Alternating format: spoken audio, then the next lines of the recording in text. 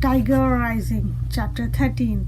They walked together through the scrub. The rain had stopped, but the whole world was wet. The pines and the palmettos and the sad clusters of the dead orange trees all dripped water. This is where my mother grew up, Sistine said, swimming her arms wide as she walked. Right there is Lister, and she said that she always told herself that if she ever made it out of here, she is not going to come back. But now she is back because my father had an affair with his secretary, whose name is Britigan and who can't type, which is a really bad thing for a secretary not to able to do. And my mother left him when she found out. He is coming down here to get me soon, next week probably. I am going to live with him. I am not staying here, that's for sure. Rob felt a familiar loneliness rise up and drape its arm over his shoulder. She wasn't staying.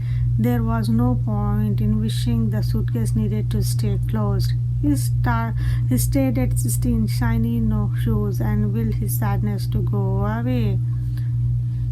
Aren't you worried about messing up your shoes? He asked her. No, she said. I hate these shoes. I hate every piece of clothing that my mother makes me wear. Does your mother live with you? Rob shook his head. Nah, he said. Where is she? Rob shrugged his shoulders. My mother is going to open up a store downtown. It's going to be an art store. She's going to bring some cultures to the area. She could sell some of your wood sculptures. They aren't sculptures, Rob protested. They are just whittings, that's all. And we got to be quiet because Buchan don't want people walking around on his land. Is this his land? Sistine asked. Everything is, said Rob, the motel and these foods. He can't owe everything, Christine argued. Besides, she said, I don't care. He can catch us. He can put us in jail for trespassing. I don't care. If we were in jail, we don't get to see the tiger, said Rob. Where's your mother? Sistine demanded suddenly. She stopped walking and stared at him. Said Rob, you got to be quiet. He kept walking. I do not have to be quiet, Sistine called after him. I want to know where your mother is. He turned around and looked at her. Her hands were on her hips. Her black eyes were narrowed. I don't want to see your stupid tiger, she shouted. I don't care about it. You don't know how to talk to people. I told you about my father and my mother and Bridget, and you did not say anything. You don't even tell me about your mother. Keeping her hands on her hips, she turned around and started marching back in the direction of Pentagon Star. Keep your stupid secret, she shouted. Keep your stupid tiger too. I don't care. Rob watched her because she was wearing his jeans and his t-shirt.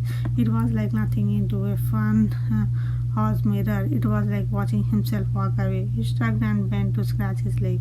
He told himself that he didn't care.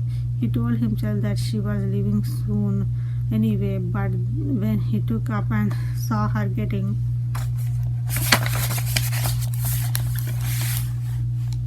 smaller and smaller, it reminded him of his dream. He remembered Sistine riding into the woods on the back of Tiger, and suddenly he couldn't bear the thought of watching her disappear again. Wait up, he shouted, wait up.